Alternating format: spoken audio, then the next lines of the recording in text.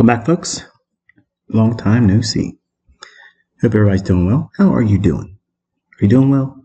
I certainly hope you are. So we're looking at the Emini S&P. This is a quick little review. It's our weekly chart, actually.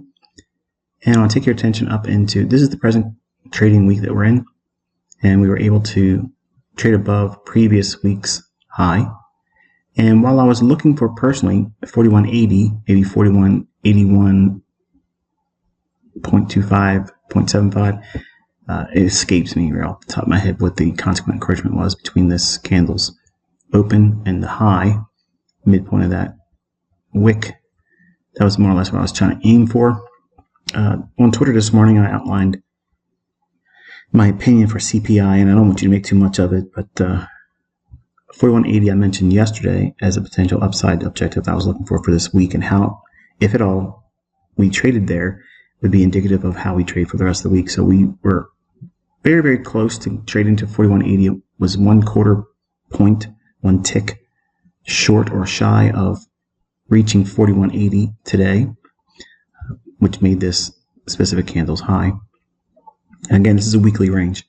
So since we've already ran out previous week's high and we've given up much of the ground gained over the week so far, I'm entertaining the idea that we might want to trade back down into this candle's high and this candle's low. So that is a fair value gap in the form of a BISI, buy side and balance, sell side efficiency. I've done the work to provide you the consequent encouragement level 4085.25, and the other levels here are noted respectively. Okay, so I'll be looking for reasons to want to see if price can drop down into that range.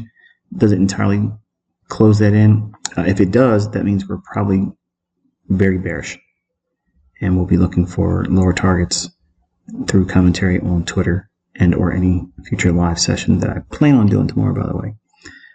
So let's continue on. So this is what it would look like on a 15-minute time frame. We do have sell side below here, so it'll be interesting to see how much we go into that weekly gap in the form of the buy side and balance, sell side and efficiency.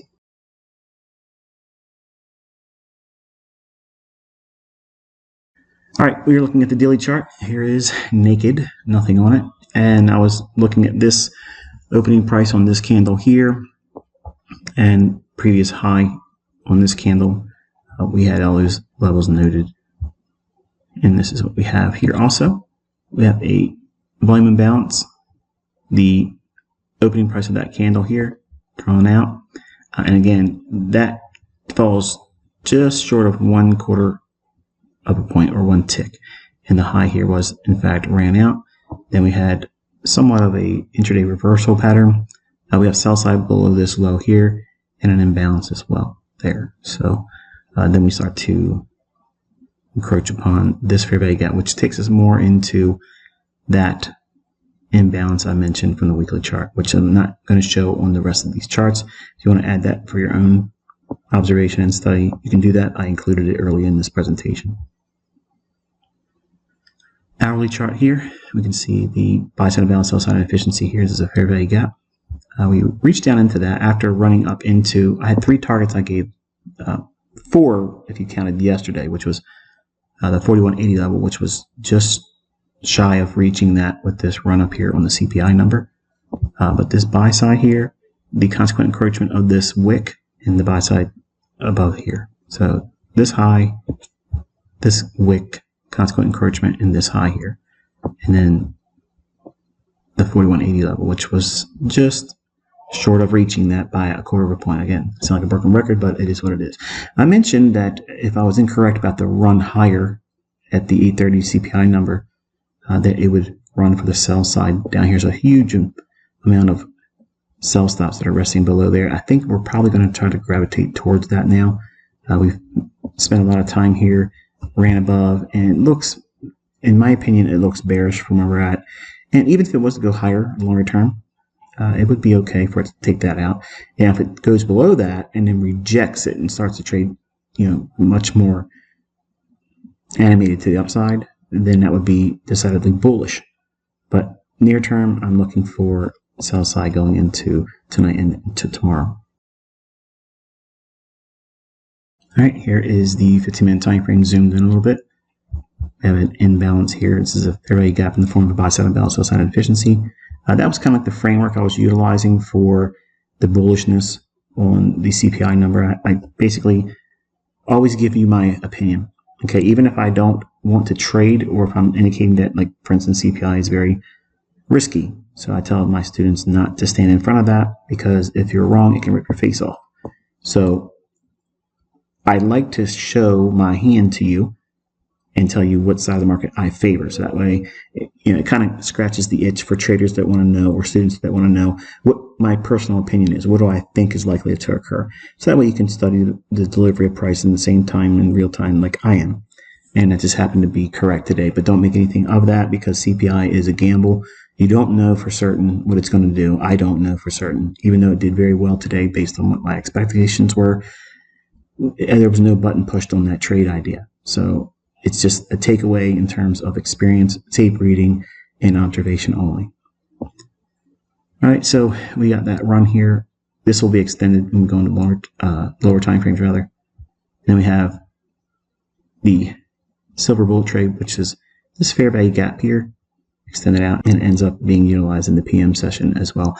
We'll look at that when we drop into lower time frames, but we dug into that fair value gap mentioned in the higher time frame that's been extended over here. So we were able to reach for a sell side below that low in the PM session in the last hour of trading. 5-minute chart zoomed in here. Here is that CPI number. We traded down into that fair value gap. I mentioned that. I drew your attention to that also this morning. If you follow me on Twitter. If you don't follow me on Twitter, you're probably not going to be prompted real time. You'll always be seeing things on these videos or watching a live stream after the fact, but I try to point to certain things either by chart or commentary on Twitter. So it's like the closest thing to real time that I can prompt you to pay attention to certain things in your charts real time. But CPI number 830 ran up, hit all three targets, and then just fell short. And it looks like it touches that level here. It just fell short of that. Didn't get to it. And the 4180 level, it fell just ever so short of reaching that as well.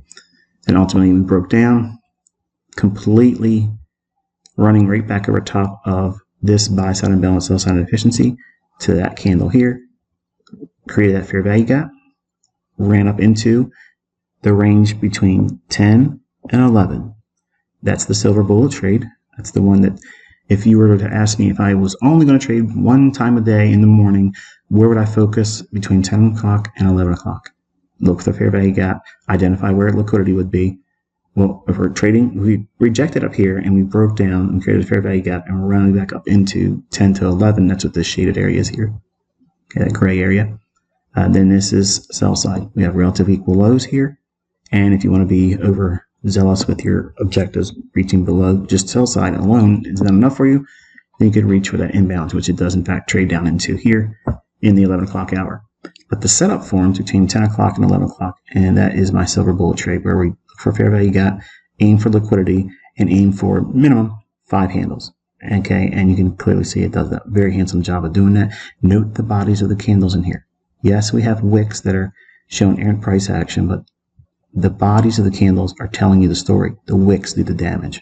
The market explodes lower, takes out sell side here, and then digs into the imbalance mentioned on the higher time frame. Then trading back up into the New York PM session, starting at 1:30 p.m. Using that same fair value gap, extended in time. We're not supply and demand. We cut through candles. So at 1:30, that starts the study of the PM session. And between 2 o'clock and 4 o'clock, that's your sweet spot. If you're going to be a PM session trader, use the advantage of having all the morning activity behind you. If you're going to be a bullish day or a bearish day, generally you'll see a continuation in that time window between 2 p.m. and 4 p.m. We do in fact get that.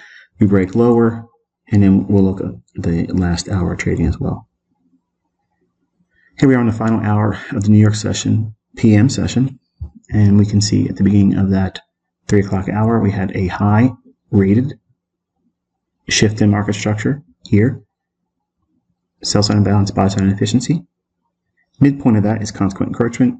It trades right up to it here perfectly to the tick, doesn't fall short, doesn't go over top of it, goes exactly right to consequent encroachment, stops dead in its tracks, which is also a breaker. Here, trades aggressively lower. We have a sell side imbalance, buy side efficiency again. Institutional order flow entry drill, which is a partial entry into a fair value gap that doesn't reach to midpoint, which is consequent encroachment, or complete refilling of the imbalance. So institutional order flow entry drill, we want to see that after the market shows a willingness to want to break away. So we anticipate that opening right here with this imbalance to stay open, which makes this a breakaway gap. And it digs into deeper prices. And I measured from this high to that low for standard deviation for swing projections, aiming for the low to target during the last hour of trading. We have a -3 standard deviation at 41.13.5, and it just so happens to be that's the low of the day, and it's in that sweet spot I teach you between 315 and 345, which is the market on close macro. So you're going to see extreme precision if you look at your charts there. It's exactly 41.13.5. Not a tick above, not a tick below, right on perfect. You can't improve on perfection. The market does, in fact, trade back higher, digs back up into this imbalance a little bit more, and then falls back down. It doesn't take out the low here. It stays intact, and we just go into range-bound trading. So it'll be interesting to see how we open at 6 o'clock and start resuming trading. I'd like to see a gap lower, come back up and fill the gap, and then proceed to move lower overnight and into tomorrow's session. That's what I like to see, but what the market does and what I like to see is two different things. So hopefully this is insightful. Until I talk to you tomorrow, be safe.